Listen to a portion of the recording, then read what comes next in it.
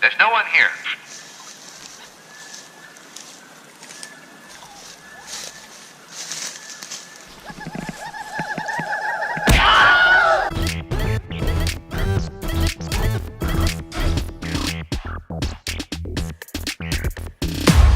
Hello, I'm Brooks, I'm Joe. and this is another episode of Cantina Reviews. Today we're talking about Star Wars Return of the Jedi. So yeah, we've been doing these classic reviews. Mm-hmm. We did A New Hope, we did Empire Strikes Back. Yes, we Now did. it is time for Return of the Jedi. Yes, as is tradition, because it is the third movie Right. in the chronology. So this is This is, the third classic review. yes. No, it's just once again, it's one of those movies where, like, because it was real, it was just one of the greats. Because it happened. Because it happened. Yeah, because, like, you know, like, they used, like, puppets and real sets and stuff like that before it got into the all CGI and everything like that. Right. You know? Here's the thing. I do love it because it is part of the original trilogy. I grew up on the three of them. It is my least favorite of the three. Right. But I feel like a lot of people really don't like this one. Mm-hmm. I guess because of the Ewoks. It's quite the reason to just not like. Yeah, the I mean, movie. people get really upset about. I hate it because of the evil. Oh, it should have been Wookiees when it's so much cooler. Oh. It would have, Yeah, but it wasn't. Yeah, but it wasn't. It's still like good enough. Right? Yeah. A big factor in reasons why people don't love this one too is Harrison Ford doesn't have the biggest role in this movie. Right. Which, I mean, it makes room to become more about Luke again. Yeah. But he is kind of like off to the side for the majority of it, and supposedly he just wanted to die in Empire Strikes Back. Yeah. So he was kind of like half-assing this one a little bit. Yeah. Like, well, we'll kind of have you die. Supposedly, you know, people say that like this was supposed to be like a much darker movie. I've seen some videos on YouTube where like all these different endings were planned. Right. With like the original team, it was like Lucas and this other guy. And then the other guy left because Lucas wanted to make it much a happier ending. Ewoks so you could sell toys. Yeah. Well, like in Revenge of the Jedi, Right, Return right. of the Jedi. Yeah. And it was going to have more of like an ambiguous ending rather than like a happy one. But, you know, I don't know. I still like it. Yeah, I mean, it definitely worked out in the end. Right. You know, it wasn't like, oh, I wish they did this and I wish they did that. Like when you watch, you're like, yeah, it was good. Yeah. I think what really like saved it for me, like, I think like the Jabba stuff in the beginning is good, but it's a little over long. It takes up like too much of the movie, like where it feels like it should just be like the intro. Right. It's like a lot. Yeah, like a good, 10-minute intro. Right. Is like long. Right. Like this is like longer. Show up, save her, get him, get out. Right. You know what I mean? You have to fight the Rancor and everything. Well, even like that would be fine, but it's like the whole like C-3PO and R2-D2 go. Yeah. And they get captured. And then Leia goes and she gets captured. Mm-hmm. And then whatever. And then Luke finally shows up. Yeah, exactly. Yeah, it takes its time. Then, like, you got the stuff on Endor that's like, okay. Mm-hmm. What really is the saving grace of this movie is its third act. The stuff between Luke and Vader is fantastic. Like on Death Star with the Emperor. And all the other action going on around it. Lando and the fleet and, Han and it's a Leia very and Endor. intense, compilation of stories. Right, exactly. Like it all happening at the same time. Yeah, it all like collides at the same time. And it's like pretty exciting. As opposed to whatever the newest Star Wars was, where it's all just happening. Well, the newest Star, like The Last Jedi, is like the opposite. The Last Jedi. Yeah. The Last Jedi is like what is it called? It's like the opposite. There's like 4 stories going on the whole time, and then it all culminates in one ending. Right. So like when you finally get to the ending, it's like, oh, thank God. Yeah. Because there are like 4 stories going on and taking up a lot of time. Right. It's like the opposite. It like starts inwards and expands. Yeah, they're all doing something different at the same time doing the same cause. Right. They're not all like in completely different parts. Yes. All just doing something at the same time. Yeah. It's like they're accomplishing one goal.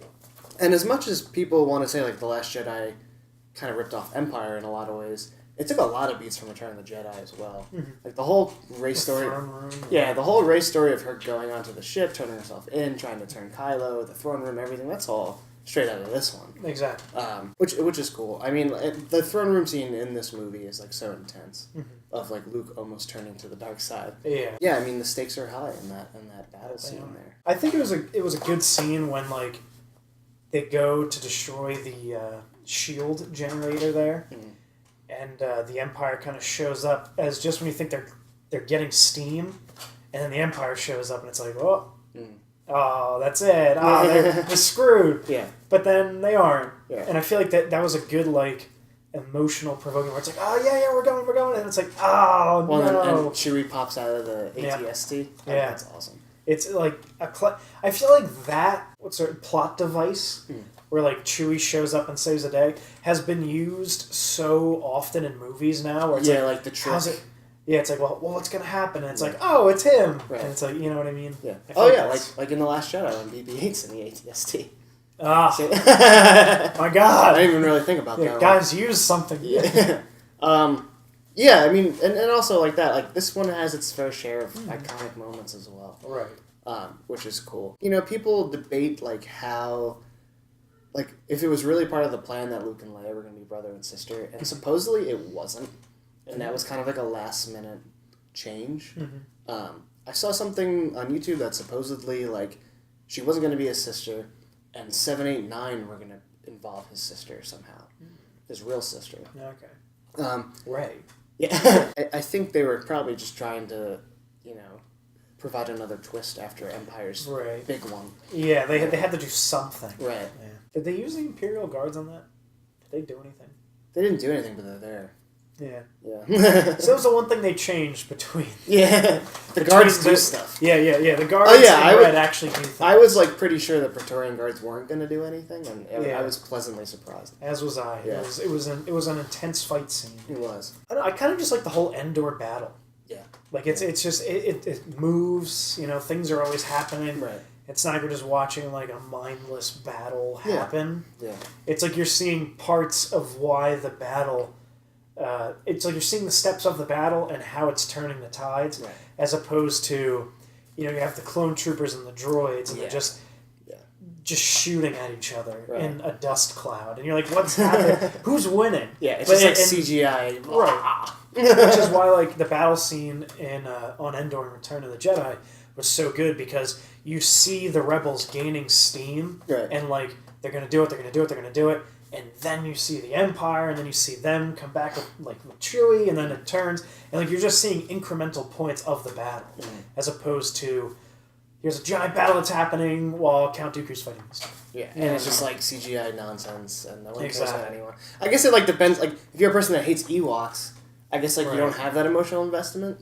Well, I mean, like as a kid, like, and I still kind of think it's like a sad scene where like. The one Ewok dies, and his friend's trying to get him on. Come on. War's real. Now we're reminded that war is real. This cuddly teddy bear just got shot to death. And his friend is sad. While the other Ewoks are stabbing the stormtroopers in their eyes with rocks and sticks. Which you never really think about. They're throwing. Like in Battlefront 2, like the original Battlefront 2, when like you can play as the Ewoks, and it says sharp rock or something, and you're throwing them and killing stormtroopers with a rock. Well, who said it? Did Rob say it? The armor is blast resistant only. Yeah, but like a rock. And I know. Like I like what are they supposed to, like? It only reflects blasters, but like you can like. Again, you could throw a rock at them and they die. And die. You just always use rocks. Not just hit the armor. Right. It kills them. Yeah. Sharp rock and stick, and these Ewoks are winning. Yeah. I do like the two trees that come together. Oh yeah, that was that was always a classic weapon.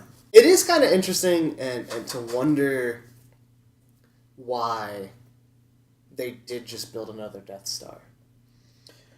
Yeah. Like now that I think about it, it's because I've always known these movies. I just accept them. Mm-hmm. But like to make the finale of the third movie like the same as the first one.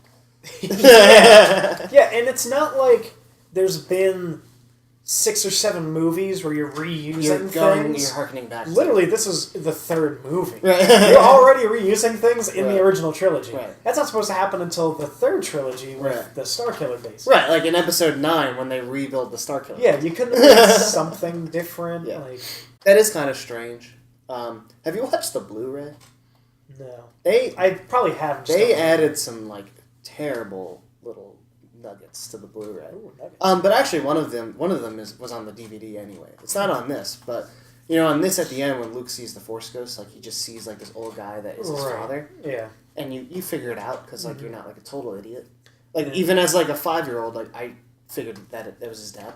Right. So, like, in the special edition DVDs, they changed it to Hayden Christensen. Mm-hmm.